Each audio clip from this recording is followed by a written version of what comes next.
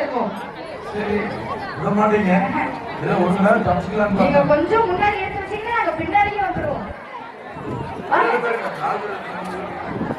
நண்பர்கள் 7 பேரும் போய் அந்த குழந்தையை பார்ப்பதற்காக போகிறார்கள். அண்ணா ஏதோ குழந்தை போல் இருக்கிறது.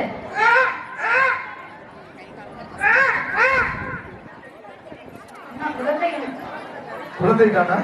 ஆமாம் அண்ணா. நல்லா பாரு. பெண் குழந்தை அண்ணா. பெண் குழந்தை. ஆமா. நான் உடனடியாக நம் தாய்தந்தை எடுத்து செல்வோம். அப்படியா இருக்கணும். ஏத்தேன் வந்தாச்சா? ஹலோ. குழந்தை குழந்தை.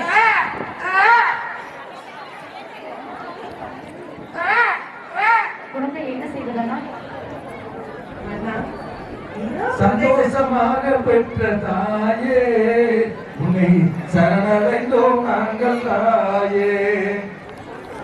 மக்களே, என்ன செய்தி?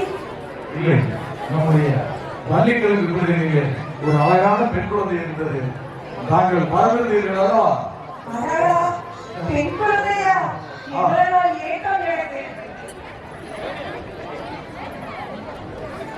மக்களே, இது நமக்கான குழந்தையா? அதாவது உங்களுடைய தங்கையா? எங்களுடைய தங்கையதான். அப்படியா? எனக்கு மிகுந்த பூரிப்புடன் இருக்கிறது. மிகவும் அழகாக இருக்கிறதம்மா. இத்தனை அழகு. அந்த அழகுக்கு பெயர் வைக்கலாம். தேவரையோ பூவரையோ என்று ஐயப்படுகின்ற அளவிற்கு அழகாக இருக்கிறது. தேவர்களே பொறாமைப்படுவார்கள். தேவதைகளே தேவர்களே பொறாமைப்படக்கூடிய அழகாக இருக்கிறது. வலதுபுறத்திலே ஒரு மச்சம் இருக்கிறதா? பேரழகு எதுக்கும் பேரெல்லாம் 10 பேருக்கு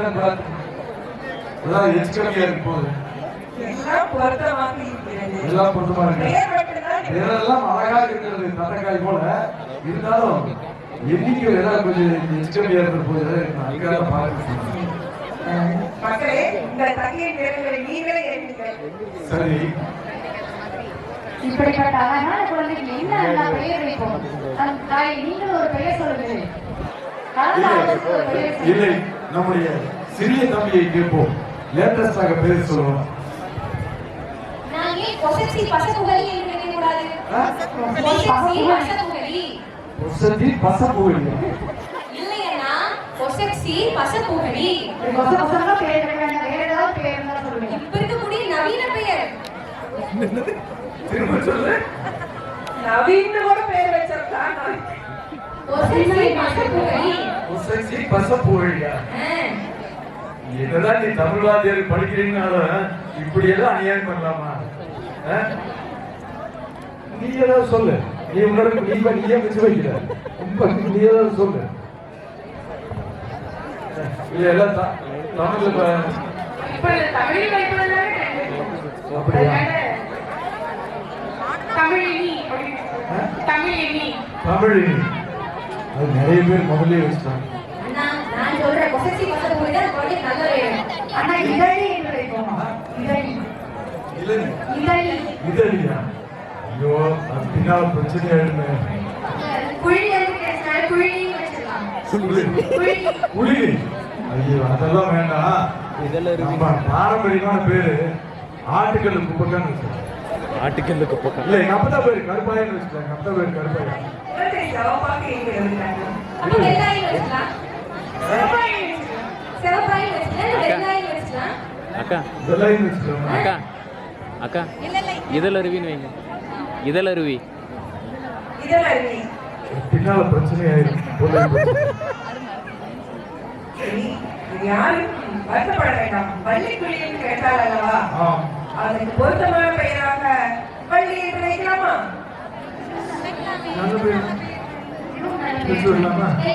அப்படியா? வாருங்கள், எல்லாரும் சேர்ந்து வள்ளி என்று செய்வோம். அப்பத்தா முறைதான் பேர் வைக்கணும்.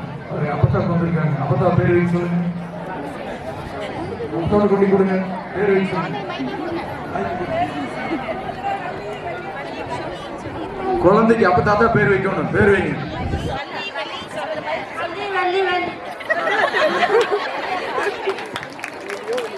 அருமை. குழந்தைக்கு பேர் வச்சாச்சு.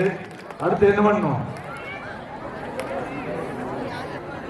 வள்ளியை தாளாட்டி சீராட்டி அந்த குழந்தையை ஒரு வயது ஆகி ஓடியாடி விளையாடுகிறாள். 5 வயதில் அது நம்மளை எல்லாம் கற்று முடிக்கிறார். ராஜா வீட்டு பெண் இல்லைங்களா? இப்பவெல்லாம் நம்ம 5வது படிக்கும் போதே ஆயக்கடைகள் 64 கத்துக்கணும்னு நினைக்கிறோம் இல்லைங்களா? ஆனா ராஜா வீட்டு பெண்கள் எப்பவுமே வந்து குழந்தைகள் இளம் வயதிலேயே எல்லா கலைகளையும் கற்றுப்பாங்க. அந்த மாதிரி வள்ளி வந்து 5 வயதில் அருந்தமிழை எல்லாம் கற்று முடிக்கிறாள். 12 வயசுல வள்ளி பெரிய மனுஷி ஆகிறாள். அது வந்து தாய் தந்தையருடைய சந்தோஷமா இருக்கக்கூடிய காலங்கள். அதாவது நம்ம டீனேஜ் சொல்லி எல்லாம் அமர்ந்திருக்கோம் இல்லைங்களா? அந்த டீனேஜ் பருவம் தான் ரொம்ப சந்தோஷமான காலம். ஆனா நமக்கு எப்படி தெரியும்? நமக்கு எப்படி இருக்கும்? கல்யாணம் பண்ணி வச்சாங்கன்னா கம்முன்னு போய் அங்க கட்டி கொடுத்து வீட்டுல போய் இருந்துக்கலாம்னு தோணும். கல்யாணம் பண்ணனவங்களுக்கு தான் தெரியும் பிறந்த வீட்டில் மட்டும்தான் நாம் இளவரசிகள் என்று, இல்லையா? ஒரு குறிப்பிட்ட பட்சத்துல நிறைய கைதட்டல் வருது.